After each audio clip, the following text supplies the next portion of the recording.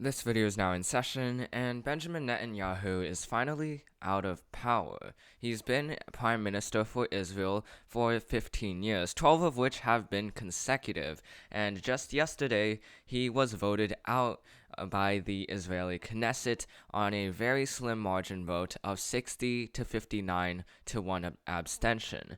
So now, with Benjamin Netanyahu gone from the prime minister position, he is vying to get that power back, just like he did after he lost 1999. And he wants the Likud party to be back in power. So he will still stay as the leader of the opposition, and he's likely to stay in the Knesset and become a major force. But the other thing is now Israel has a new prime minister, or actually two prime ministers, because Naftali Bennett is sharing the prime minister position with Yair Lapid, with the power sharing agreement, meaning that Naftali Bennett will be prime minister of Israel for the next 2 years, and then Yair Lapid will be the alternate prime minister. He'll take over the position after 2 years for another 2 years. So with that kind of power sharing agreement, let's give some context to this new coalition agreement. So the Knesset requires a majority for a vote, something called a vote of confidence, which is a vote that it allows prime ministers to become prime ministers' hopefuls to become prime ministers, and it allows coalitions to be cemented in the Knesset. So for this legislative session, originally the Likud party, which Benjamin Netanyahu heads, tried to create a coalition with the Yamina and as well as other right-leaning Zionist parties, but he was not able to get a proper vote of confidence, and as a result, that power was turned over to Yair Lapid of the Yesh Atid party, who was instructed to create a coalition of 60 or 61 members. So he created a coalition with a bunch of these other parties to create 61 seats, exactly the number that was needed to create a majority. Now, the Yesh Atid, or I guess Yair Lapid, partnered with very disparate groups. They partnered obviously with the Blue and White, but they also partnered with the Yamina, which Naftali Bennett heads, the Labour Party, the Ram Party, the New Hope Party, and the Joint List Party. No, not the Joint List.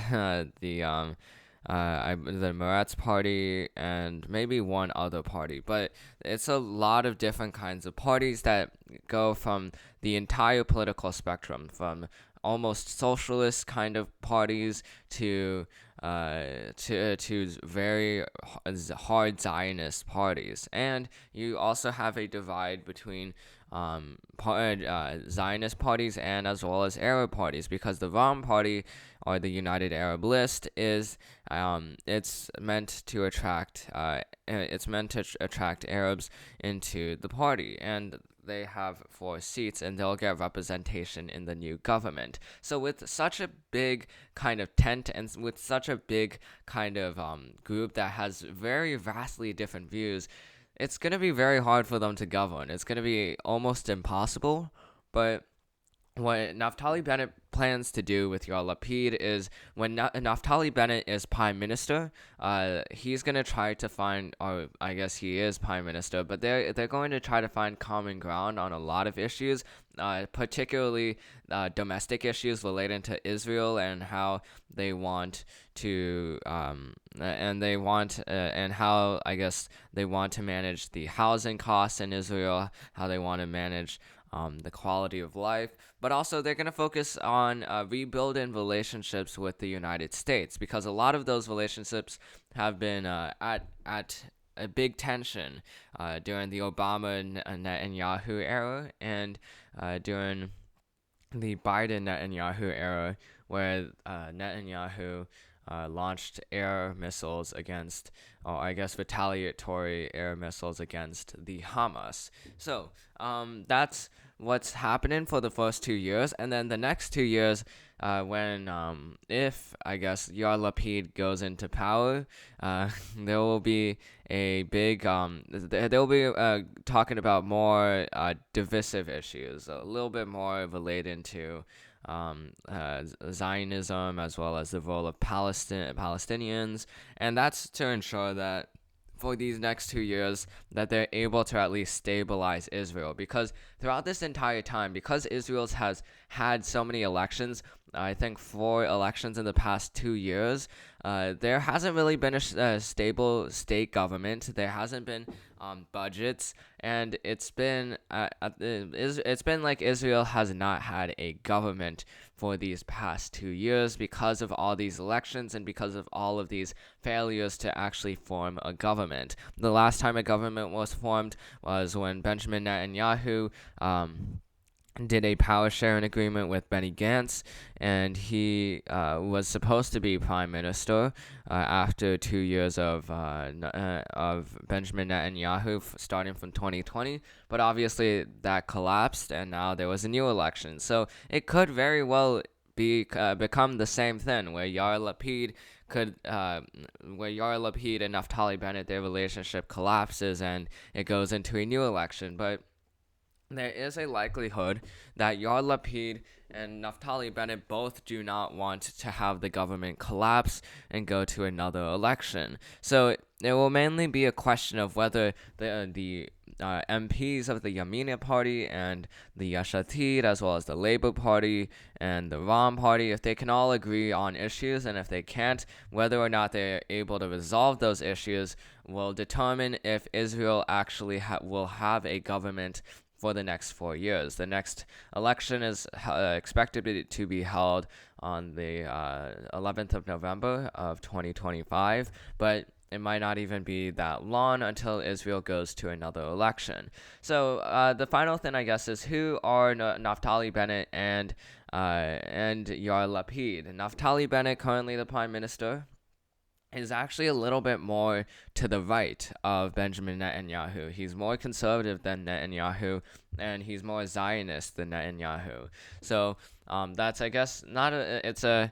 I guess you could say it's a victory for both conservatives and for liberals of Israel, because they both got what they wanted with a new government. The only people who really lose from this situation are the Likud MPs, Benjamin Netanyahu himself, and strong, ardent Benjamin Netanyahu supporters, which there are a lot of.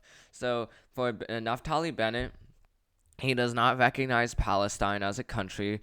He is in favor of those Jewish settlements in the West Bank, so west to the west of Jerusalem, and that's questionable as to whether that's a international crime or not to start placing settlements in another territory.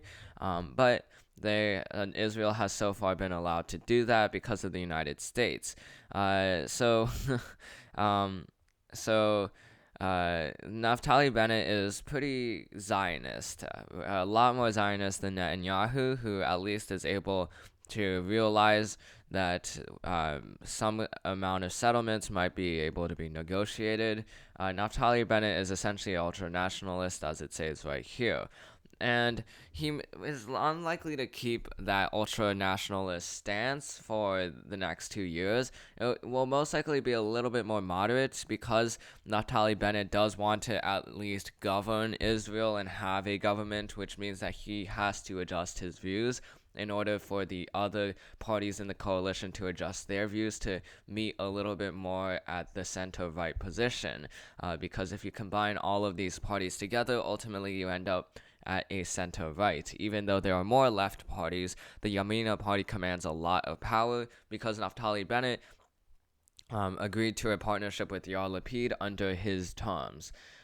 So we'll see. But these are his views before prime minister, and we'll see if these views keep on going as prime minister. Now, Yair Lapid is a centrist. The Yesh Atid party is a center party, and with Yair Lapid, he used to be a journalist, but he then turned into a politician and then a power broker, and now he's expected to be prime minister for the next 2 years. But he's essentially, but being a centrist, he's likely to at least consider Palestine a country. Um, he's likely to be open to negotiations on the West Bank. But for liberals, don't think that he's